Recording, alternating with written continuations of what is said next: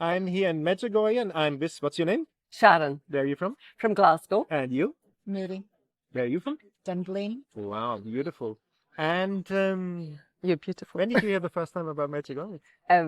I heard about it via my sisters who'd been influenced by an aunt of mine, Aunt Betty, now deceased. And what did you think when you heard about it?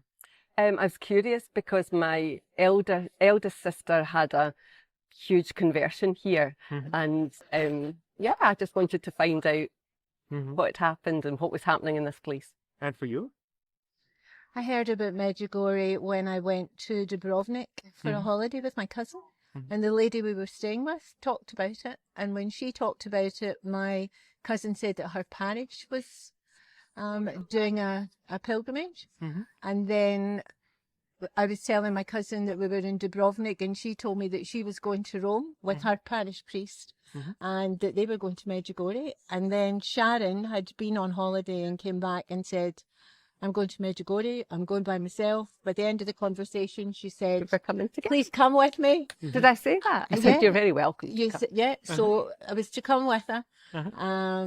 And yeah, it was You came. the timing was right. You were and I came. curious about it, or what did you thought when you heard about Medjugorje, Bosnia and Herzegovina? I was wondering why people kept telling me about it when I'd never heard about it. And I had heard about it at 4 different times by various different people. The goosebumps. Yeah. So I thought, yeah, I go. And I had a difficult few months before I came, so I was kind of looking for something. And what happened then when you came here? The person? My sister died. Was that prior to you coming here again? That was prior to me was, coming here. And what when you came here then, what So I don't think I had really grieved. Everything was very quick. And I think when I came here, I was very angry. Very angry. Yeah. I was angry at her. Because of the death of your sister. I was just angry. And what happened? I came here and cried for 2 days. She did. Her You sister came together, right? Yeah, we came as a group. Yeah. With So, my sisters with, and with Yeah. Sharon's sisters. And so you cried 2 days? I cried for 2 days. her Yeah, sister kept died bursting under into very tears. difficult My circumstances. sister, my didn't sister she? died under very difficult circumstances, and as I said, I was angry at her. I was just angry. I felt probably guilty that we maybe could have done more for her, but yeah, so it was very difficult. And then the process during the week here, did you get some relief from the anger? Or Oh, how yes. did you go on the You story? did. Oh, you met Anne Marie, I met which in itself was a miraculous thing. yeah. I felt that I had been led here because when we came, I met Anne Marie Ward. Tell her who And tell Anne her who Marie Anne is the CEO of a company in Scotland called Faces in Recovery UK. Faces and Voices. Faces and Voices Recovery. She deals with people who have addictions. When we came here, she offered to take me to an AA meeting. So I went to the AA meeting with her. I was very impressed that she stood up and said, that she'd already been through her own journey. And that helped a lot. And I felt as if I also had a problem that my sister's husband, I felt that he could have gone down the same path of addiction that my sister had been on. And I wanted to do something to help him. So Anne-Marie, I felt as if when I met her, I thought, you're the reason why I'm here. Yeah. And you're still in touch? I'm still in touch. She sends me a message every day. Every day. Wow. She Doesn't sent me a send me message one. every day since I've been here. Really Did annoying. you have any alcohol addiction? No, I never, but my sister did. Okay. So But did it help to go there? What would you tell people? Is it good to go to these meetings of the anonymous alcohol? How do you call them? Anonymous? it's Alcoholics Anonymous. Mhm. So we went, there was a crowd of people here. It was an open meeting and we went, and I was looking for some way to broach the subject with my brother-in-law and how to handle it, and how to help. But Anne-Marie, as I said, she sends me a message every morning. Beautiful.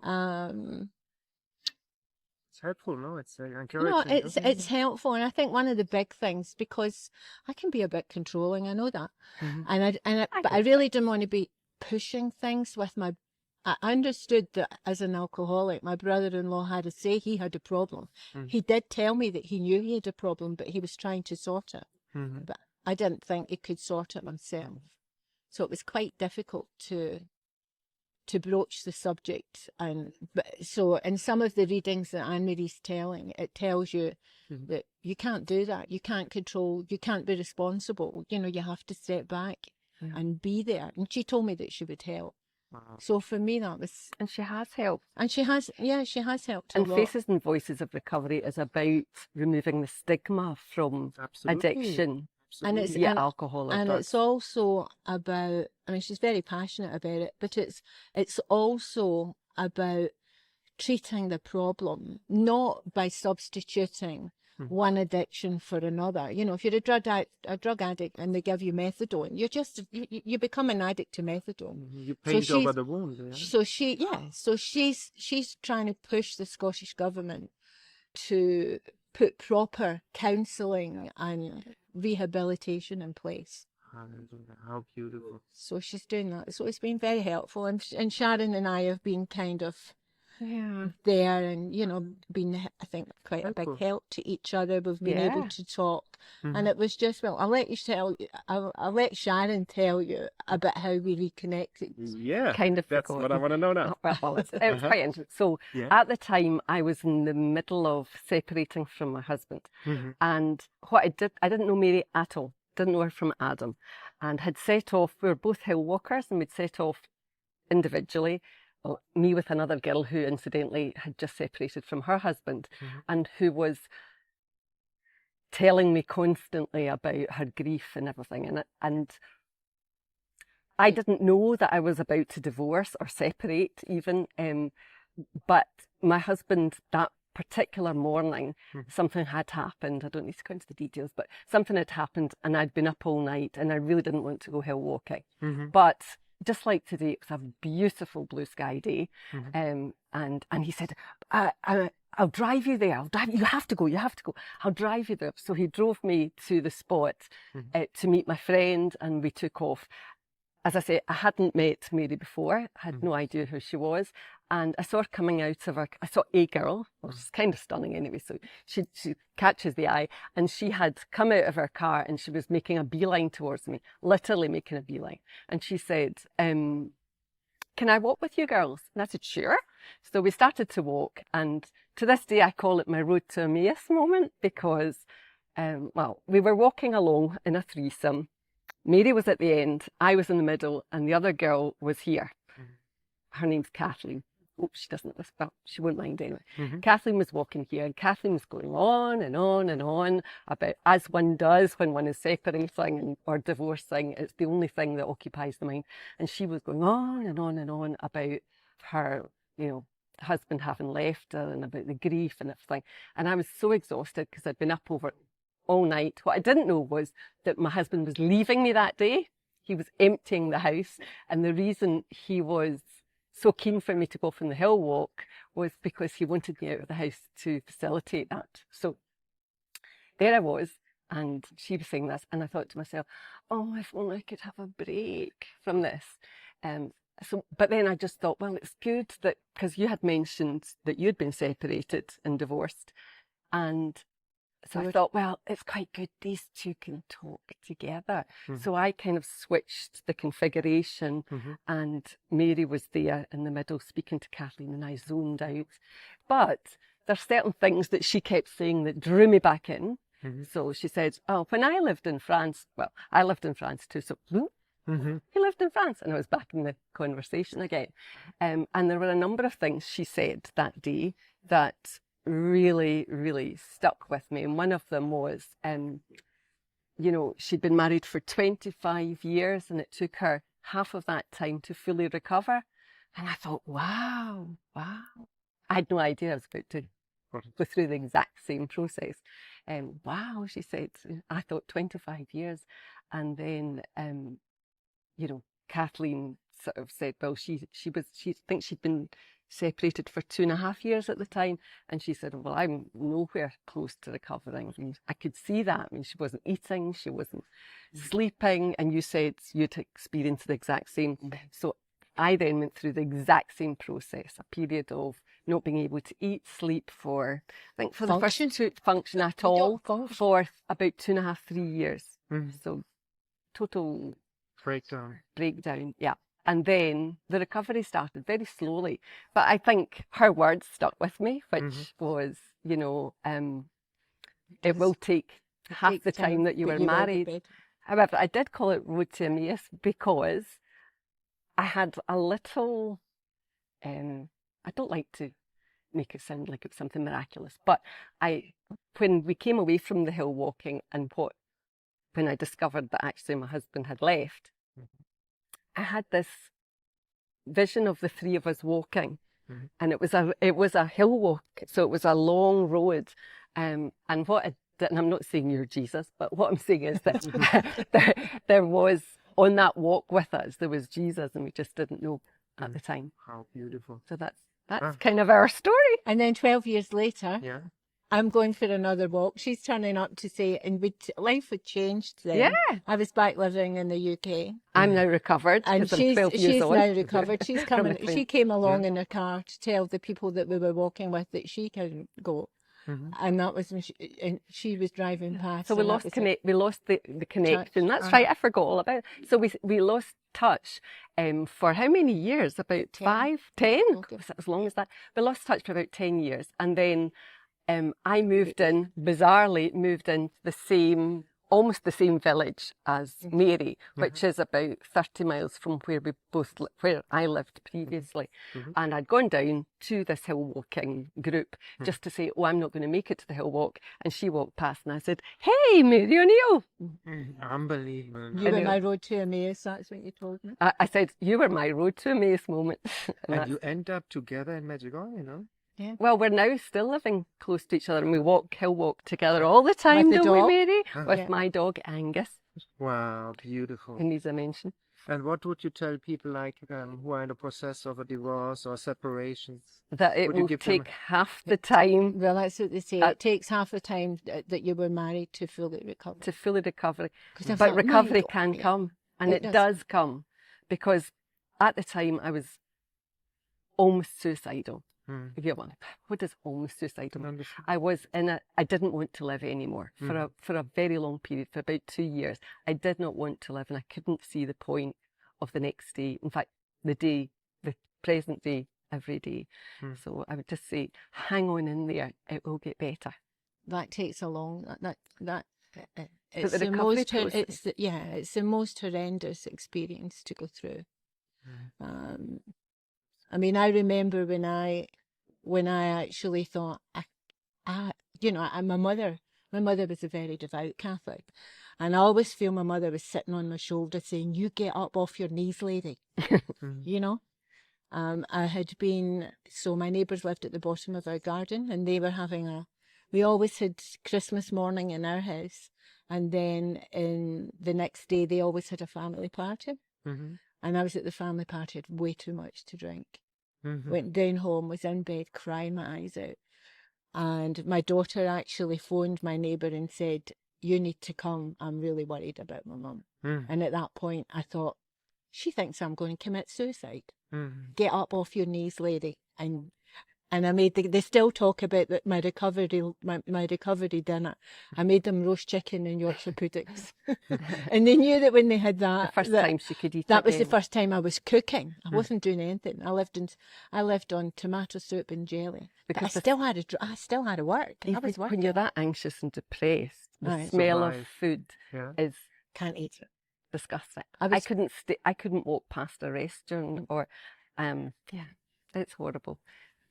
Yeah. We lost how many stones? I went from about 63, 65 kilos to 48 within a period of 3 months. And I went down to 6.5 stones, which is about, about 46 kilos, Dropped about 4 sizes in clothes. I had no clothes to wear. But there we are. We're there here. And we've recovered. How is Medjugorje for you then now? Yeah. The last time I was here, which was in May of this year, that was interesting. So I had just been on a very luxurious cruise. It was one of the most expensive holidays I've ever been on, and I thought I was so looking forward to it. And it turned out to be actually, and my words to you were, I hated it. I hated it. Why? I just Everybody found dreams going to the Caribbean. Was it the Caribbean? Caribbean Yeah. on a beautiful, almost a private yacht, only 400 people on board. And, you know, Presidential suite. presidential Caviar suite. every yeah, day. well, I didn't have Champagne. caviar every No, day. no, you I could have had had caviar every every day, or anything, indeed, at any time of the day. But I was conscious of the people on board, who were serving, who were all in very tight accommodation and very poor, but so beautiful. I mean, not only they seemed physically beautiful, which is in itself a bit bizarre. And I told them, many of them, I said, "My God, you're so beautiful." And what I found by contrast was that the entitled people, myself included, because you know there I was on the ship with them, so I'm not excluding myself from the thought. We were also entitled and quite ugly. Ugly is how On I the would say. inside, right? Yeah, there was A lot of an conspicuous ugliness about the expectation that we would be served by these little minions, you know, on the ship. So anyway, I couldn't wait to go off the ship, and I said, you know, as soon as I get home, I am literally just going to settle. I'm never going on and another never holiday. travel again. I just want to get home and I'll never travel again. And quite literally, I was home 4 days, and without speaking to anyone and discussing whether anyone wanted to come, this was even before the conversation with Mary, I had booked my flight to come to Medjugorje, and I have no idea why. And when I came in May, I had a really profound experience. I felt like I was floating on thin air the whole time I was here. I kept saying to Mary, I feel as if I'm in a state of grace. She was in a state of grace. I actually quite thought, because possibly. before she went, I mean, you were quite down. I was quite down. And she was quite down. Yeah. And she came here, because I said to her the other day, I felt as if she had gone from this, you know, I really hated it. I really hated the way the people behaved, and, you know, and the differences between the haves and have-nots, and things like that. And then she was in this euphoria. Yeah, absolutely. I actually said she was a bit manic, because she was like, I'm in a state of grace. Manic in the Lord, then. Yeah, so she was in a state. It's called overflowing of she the Holy was Spirit. she was in a state of euphoria. Yeah, and I have to say bubbly that this time I haven't felt the same. I haven't, but I'm still having a lovely time, and look at the sun shining, and it's it's calmer. It's calmer, but and more peaceful. yeah, and this is I'm now back on planet Earth, but within Medjugorje context. So that's our story, I think. That's beautiful. And what would you tell those of you people who don't know about Medjugorje? Why should they come? Atheists or not Catholic? They will be called here if they're supposed to come. Yeah, I mean, my daughter, they're not. My 2 girls are not religious. My 2 grandchildren are not religious. My little grandson, he's like, I hate church and I hate baby Jesus, and I'm like, no. So I mean, he goes through this. He's only 8. So, but they do see the cross in my bedroom, you know, so they ask about so that. the influence is there. So, you know, and the older one asks questions. He's kind of there. I think this time it's certainly been more peaceful. We're not really doing very much, but I certainly don't have the same grief. So for me, it's a best experience for her. It's helped me. A lessened one. It's helped me through the anger. I pray every day for my sister and ask Our Lady to make sure that she's okay. She didn't want to live, so as I said, that's been hard. So I feel as if that she is out of her despair, and I'm hoping that she's going to be with my mum. Wow, how touching! You touch me. So, what can I say? Thank you for this beautiful interview. Pleasure. Yeah.